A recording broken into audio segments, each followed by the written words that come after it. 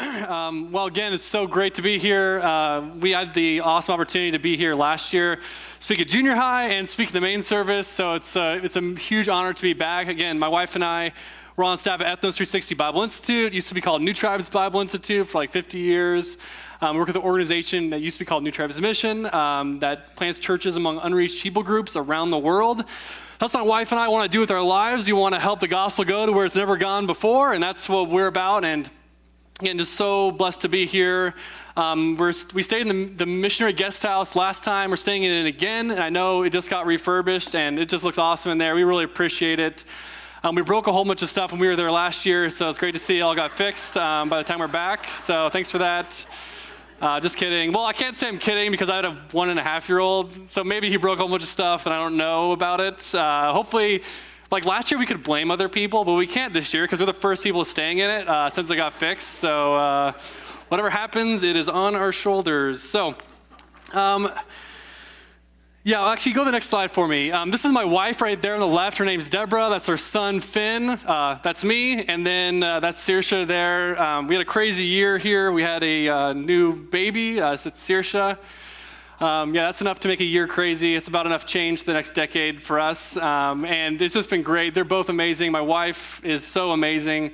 Jerry made a joke about me marrying up this morning. Well, that's totally true. She's like the best. Next slide. That's Saoirse. She's 6 months old right now, which is crazy. It's hard to believe. I didn't have like any sisters growing up. So for me, like I've had people keep asking me, what's it like to have a daughter?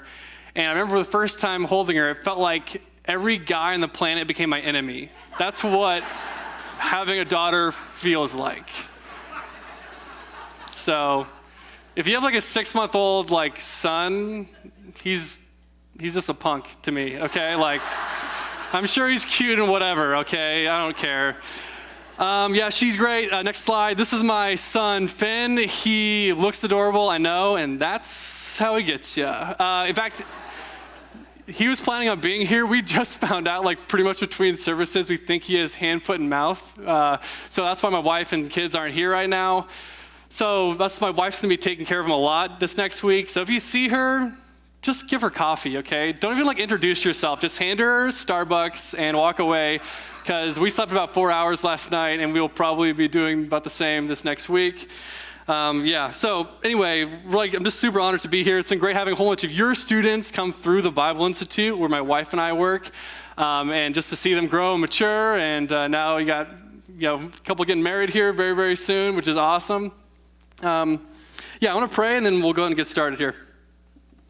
Lord, thank you so much for our time here today. Thank you again for Blairsville. I pray that you just use this church to further your gospel, Lord, to the ends of the earth, both here in Blairsville and where it's never been before. So we thank you for our time here today. We pray all this, and amen.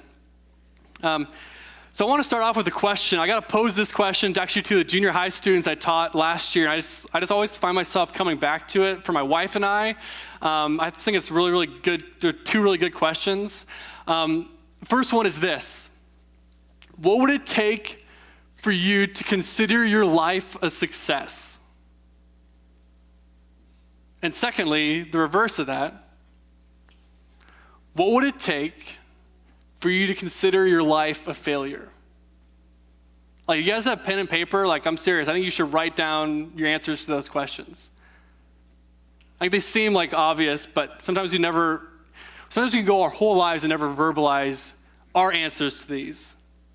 Hugely important. It was so great watching the junior high students last year try and wrestle through this. Essentially, the question is, what are we living for, I guess?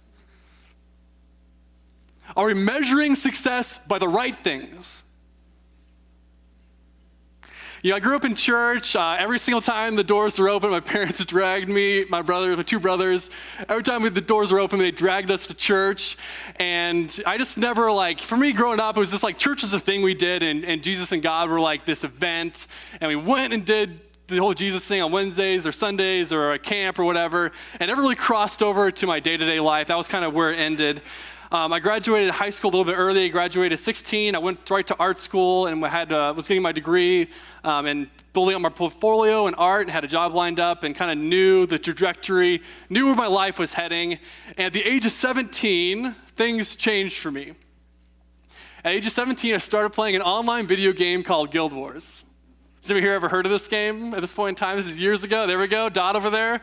He knows what's up. A lot of you, I can tell, are big gamers, so I don't need to explain it probably, but I'll go ahead anyway.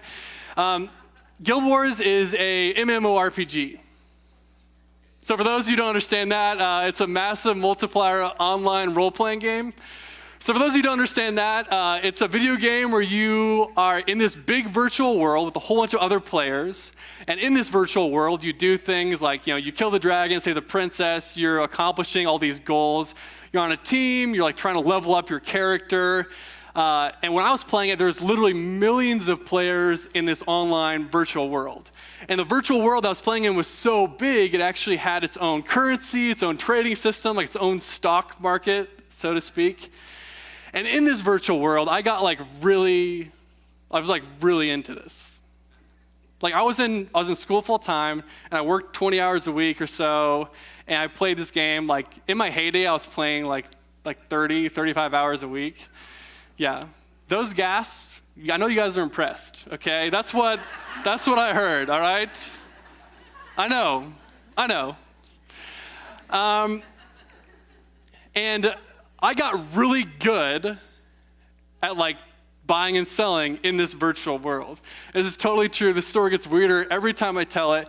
But in this virtual world of literally millions of people, I became about one of the top 100 or so richest people in this entire game. I had some of the rarest weapons, the best armor, I had so much cash. Like, you guys aren't impressed, but you should be, okay? Like, I was a big deal, okay?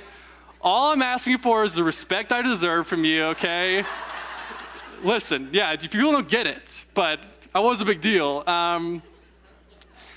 And one day I'm trying to buy this really rare weapon off of this German forum, and I don't speak German, but a buddy in my guild does. So I go over to my buddy and I ask him, hey, would you mind going and doing all the work for me to buy this weapon? And I gave my buddy my username and password for this forum. What?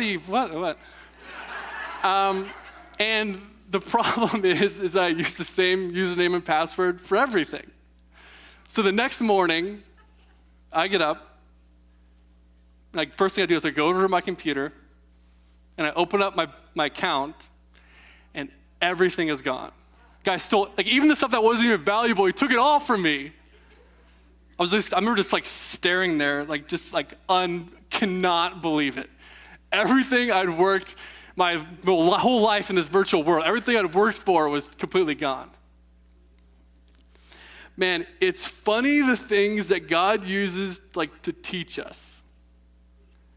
Because even though I couldn't go and take all my virtual wealth I had amassed to go buy a cup of coffee, it was valuable to me because I'd invested so much time and effort and energy into this virtual game. And so God used this thing to illustrate some eternal truths to me. So I remember sitting there and all of a sudden it dawned on me, man, I could live my life just like this. I could spend my whole life in the pursuit of more, the pursuit of excess, whatever you want to call it, and one day I am guaranteed to end up like this.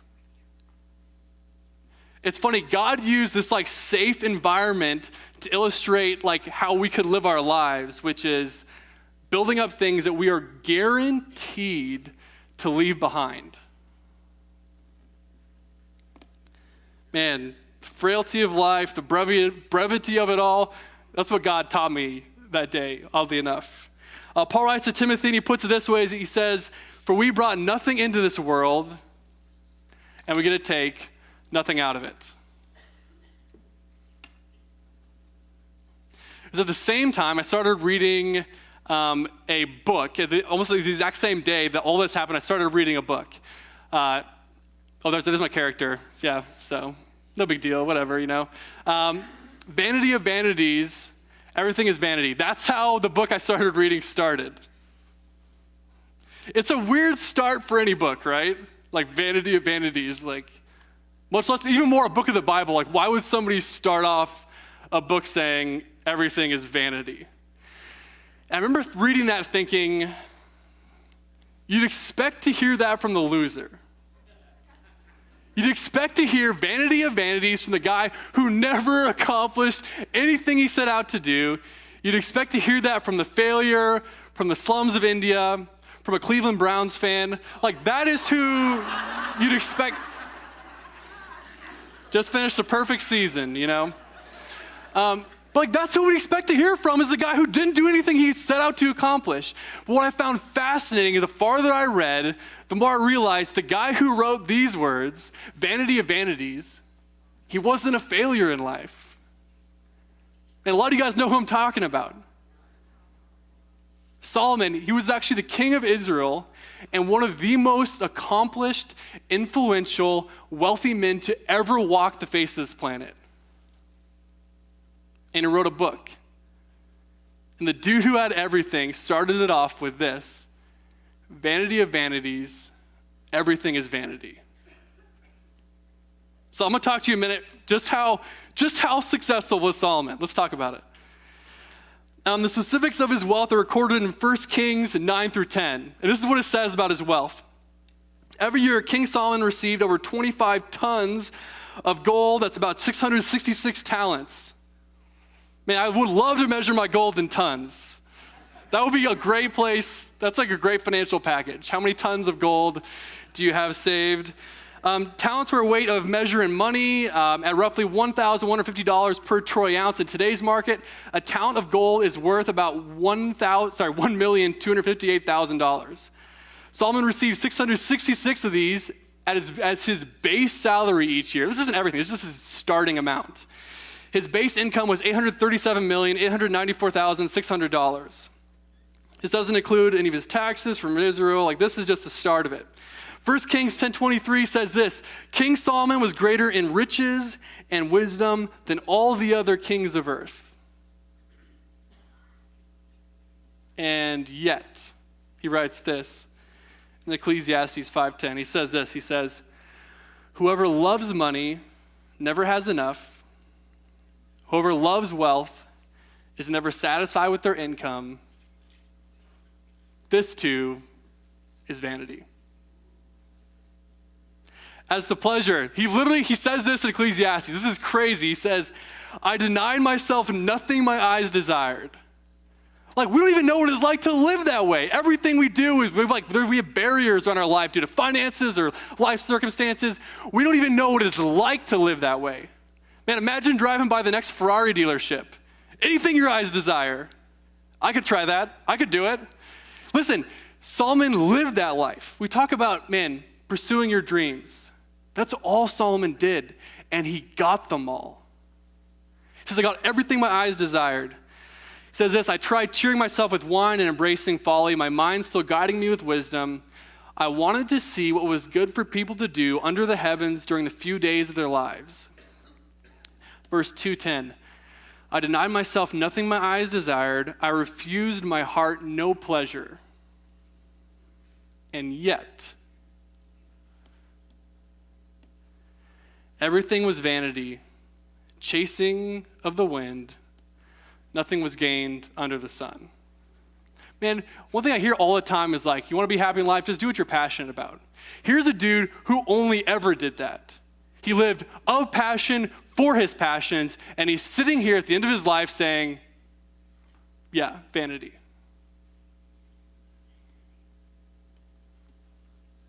As to accomplishments, here's a guy who did great things with his life.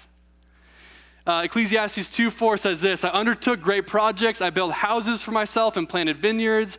I made gardens and parks and planted all kinds of fruit trees in them. I made reservoirs to water groves of flourishing tree. Man, extremely intelligent individual. Dabbled in architecture, like all these things. He built God's temple, and the temple he built is insane. He used roughly 8 million pounds of gold and roughly 76 million pounds of silver in God's temple. Here's a crazy stat about how amazing the temple Solomon built was. Solomon's temple would make up, the gold in Solomon's temple would make up a cube 6 meters on a side. This is about 1/30 of the gold that's ever been mined up to today's date. In other words, only 30 buildings like Solomon's temple could ever exist. Like, it's insane how much Solomon had access to. And yet, Ecclesiastes 2:11, yet when I had surveyed all that my hands had done and all I had toiled to achieve, everything was meaningless, vanity, chasing after the wind, and nothing was gained. As to fame, 1 Kings 10:24 says this, man, famous dude. The whole world sought audience with Solomon to hear the wisdom God has put in his heart. And my own family isn't even that interested in my wisdom, like the whole world sought audience with this guy. That's impressive. It says there's this famous story about the Queen of Sheba coming to visit him. She travels, she's a queen, she's big time herself. She comes to see Solomon. And when the Queen of Sheba saw all the wisdom of Solomon and the palace he had built, the food on his table, the seating of his officials, the attending servants even in their robes, his cupbearer, and the burnt offerings he made at the temple of the Lord, you know what it says? At her perspective on Solomon's lifestyle, it just says this, she was overwhelmed. She's living in grandeur herself. And she sees the way that Solomon's living, and she can't even believe it.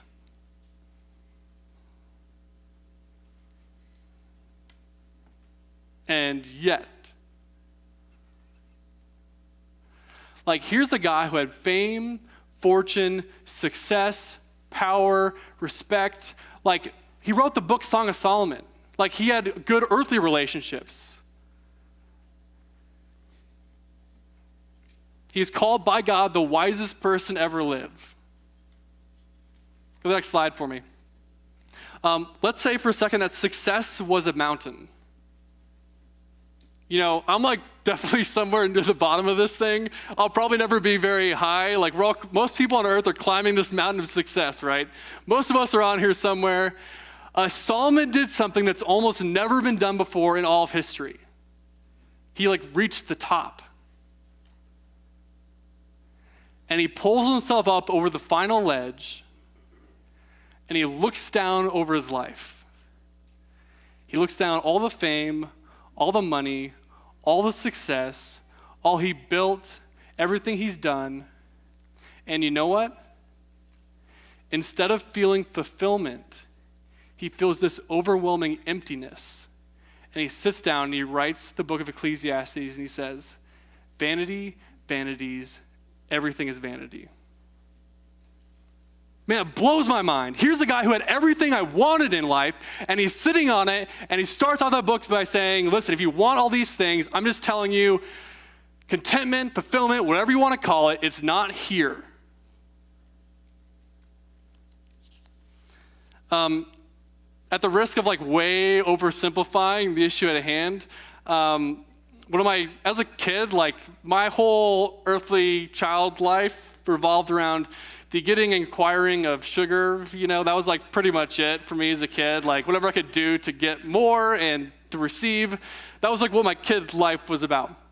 And I remember being 7 or 8 years old, going around and doing, it's not like Halloween. We have a Christian name for it, Harvest Party or something. I don't know what you guys call it here, but I did Halloween, and I went down to the houses, and I finished the night with this ridiculous, it was impressive, okay?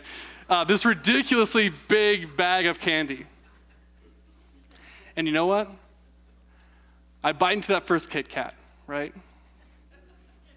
And my little 7-year-old philosopher self is behold, what else is there in life? I have done it all. There's nothing else for me to acquire. I'm sure there's some other stuff like marriage or whatever in the future, but right now, I have the best of whatever this earth has to offer me, right? With my bag of candy. And I have no self-restraint. I eat the whole thing that night, and I end up getting sick to my stomach. I throw up everywhere. It was not a positive experience in the end. Listen, again, at the risk of way oversimplifying this issue, Solomon ate too much Halloween candy. Like, guys, we're just the same. It's just the things we're chasing have gotten bigger and better and more expensive or more dangerous or whatever it is. Guys, oh my gosh, we're just the same as this. We're out there just chasing whatever the next thing is. Sure that this, whatever house you're like, whatever the bigger, better house is, or the newer, better car, or that second boat, or whatever it is you think is what you need next. Man, we're all doing the same thing. It just changes over time. And the problem is, we never realize the emptiness of the things we're chasing until we have them. And then we find our hearts in the same condition, largely unsatisfied. The great thing is that the point of Solomon's book isn't that life doesn't carry any meaning or that it's all, like really at the end of the day, everything we could possibly do in this life is vanity. His point is this, that nothing can take place of God as the ultimate.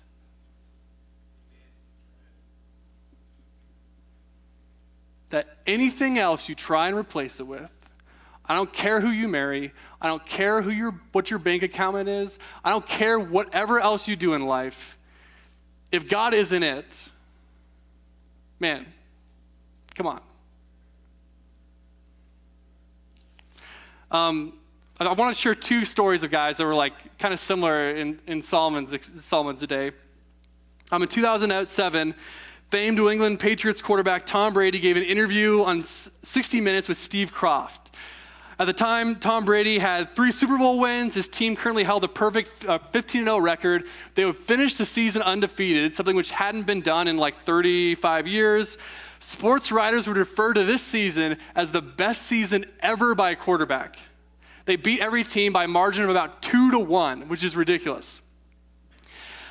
He had just been named Male Athlete of the Year by the Associated Press. He was dating a Brazilian supermodel. Had his current salary with the Patriots around $6 million. That didn't include any of his contracts outside of that. If you don't get my point yet, Tom Brady's life is better than yours, okay? And that is just the reality. There's no, you can't debate me on that one. And here's what he says in his interview. Why do I have 3 Super Bowl rings and still think there's something greater out there for me? I mean, this can't be. This isn't what it's all cracked up to be. I mean, a lot of people would say, hey man, this is what it is. I reached my goal, my dream, my life. I think, man, it's gotta be more than this. I mean, this can't be what it's all cracked up to be. I love playing football, and I love being quarterback for this team, but at the same time, I think there are a lot of other parts about me that I'm trying to find.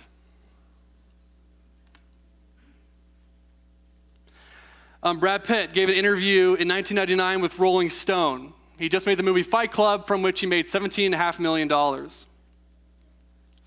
this is how the interview starts. The point is, Brad Pitt says, the question has to be asked, what track are we on?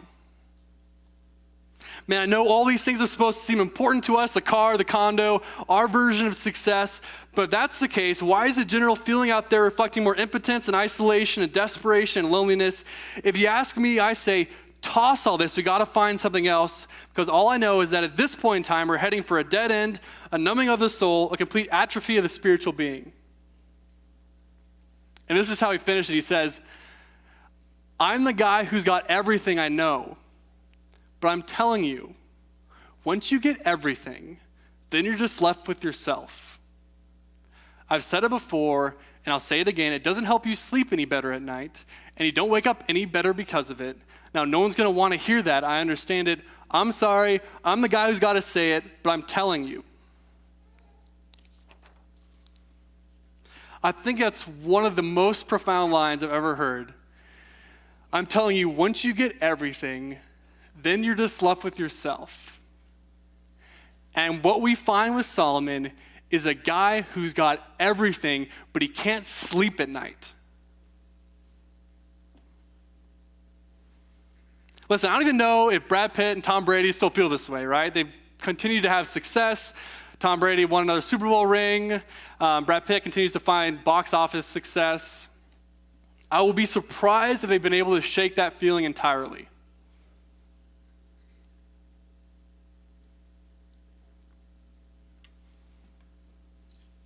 This is how Solomon concludes his book. Ecclesiastes 12:13. Go to the next slide. Now all has been heard. Here's the conclusion of the matter. Fear God and keep his commandments, for this is the duty of all mankind.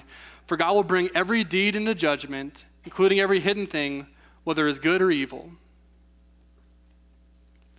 So here I am, 17, sitting down, reading through Ecclesiastes, and this is how he ends the book. This is final thoughts for us. And this fear began to creep up the back of my neck.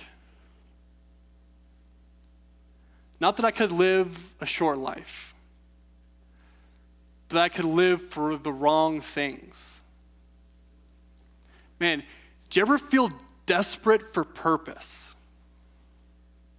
Man, I hope I wake up every single day I ever live desperate for purpose. Not in the sense that I wonder where purpose is coming from, but desperate in the sense of, man, I want to live with purpose. I want to live for what matters in life.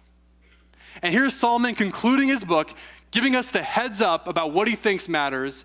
And he gives us this little window and he says, I think you guys should pursue the eternal things. He talks about us meeting God one day. So I'm 17 again, sitting in my room. This is true. I took out a piece of paper and I made a list. I made the eternal list. I was like, all right, what's eternal here? And I sat down, I wrote eternal at the top, and I started to write down all the things that were eternal in life.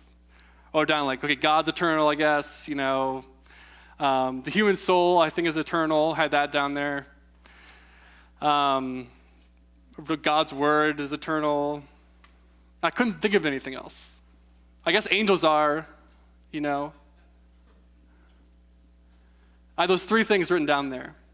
And I asked myself a question. I asked, if this is what is eternal, and this is what I'll carry with me beyond, then what choices am I making that reflect this reality?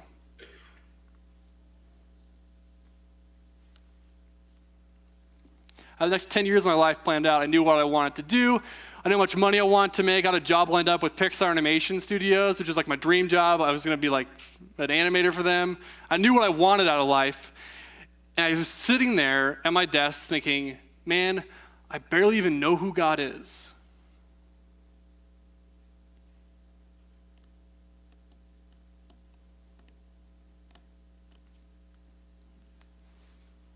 My biggest fear is not that we would all fail in life.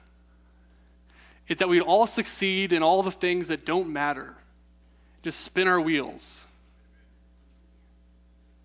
That we would live for the big house or whatever next car comes out. That our lives would be wrapped up in the things of this world. And that when God beckons me into eternity, I could leave a life of inconsequence. Man, isn't that terrifying?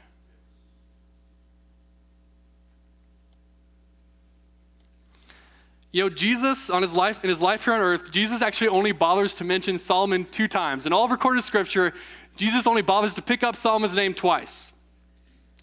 The first time he picks it up, he tells everybody that he's greater than Solomon. And this is the second time he uses it.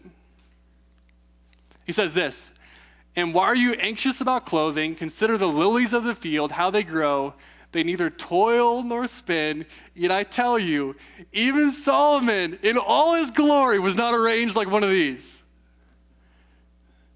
Are you kidding me? Solomon, the queen just visited him and was overwhelmed by his life. Jesus only talks about him twice in the whole New Testament. And the second time is just to say, I just love, he's so casual about it. He's talking about one of the most successful people to ever walk the face of the planet. And he says this, he goes, lilies of the field, better dressed than that guy. You gotta, it's just dripping with irony. Jesus, we talk about what is Jesus' value? What is Jesus impressed by? Solomon, yeah, he had some money, I guess, but lilies of the field, better dressed than that guy. Oh, it's so good. There's one story where Jesus is amazed. He's approached by a Roman centurion, and it says that Jesus is amazed by his faith. But the guy that the whole world stood in awe of, Solomon, Jesus is like, lilies of the field, better dressed.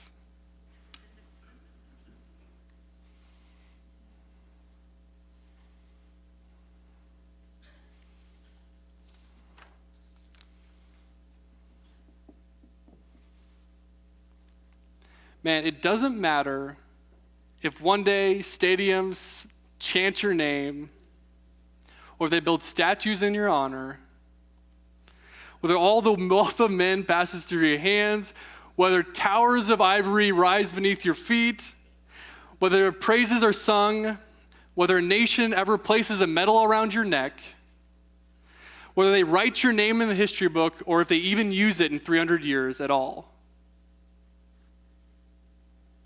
Even if you had all the centuries of this planet could offer, and you spent all that time seeking some light within, or fulfilling every desire, whether good or bad, that you possibly could, what Solomon's here to tell us is this: it's just not enough. I think we're naive to think that the world doesn't have anything to offer us. I mean, the world's got plenty to offer. It's just not quite enough.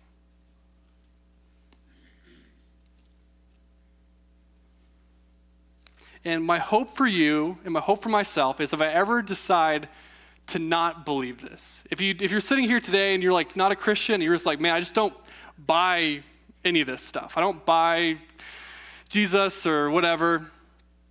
My prayer for you guys, if you're a Christian here today and you're just chasing whatever it is, my prayer is this: that you get everything you could ever want out of life. That you get every dream, every passion you ever pursue, so that one day you have the privilege of waking up with everything and then knowing for sure that's not enough. Man, it's a privilege to have experienced what Solomon experienced. To wake up with everything and know it isn't enough.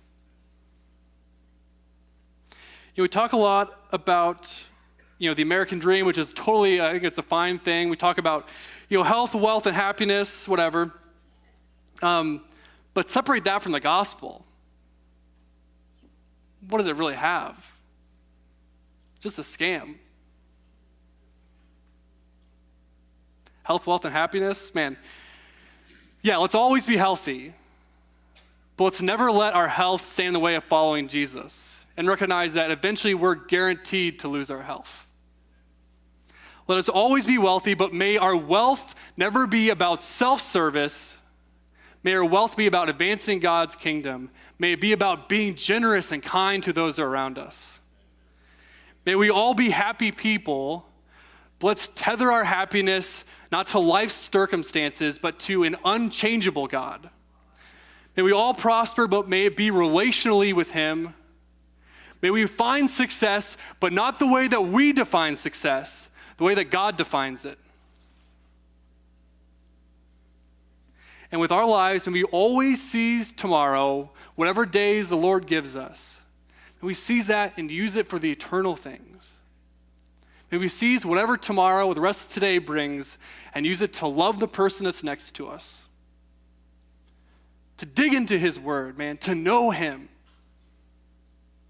And the amazing truth is that God and Jesus, man, they know us. They know us already, and they want us to know Him, to have a relationship with Him, to walk with Him.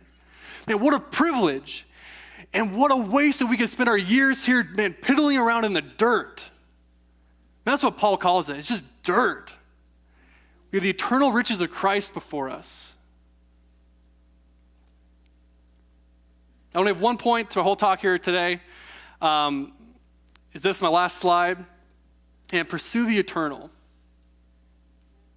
Man, that's what Jesus' call is for us. Man, chase after the eternal things. Jesus said it this way. He said, what good is it to a man if he gains the whole world and forfeits his soul in the process? So let's be men and women who are willing to say no to even the good things in life, to chase after the eternal things. Let's pray. God, thank you so much that you are a God who knows us, who wants to be known by us. I pray that we would just, be Christians who would have focused eyes upon you, Lord, that whenever something comes our way, that we would evaluate it by you and your character and your heart, Lord. It's so easy to get caught up in the things of this world, but I pray that we would be a people that would seek and put our eyes upwards towards the eternal, Lord. Thank you again so much for today, and I pray all this, and amen.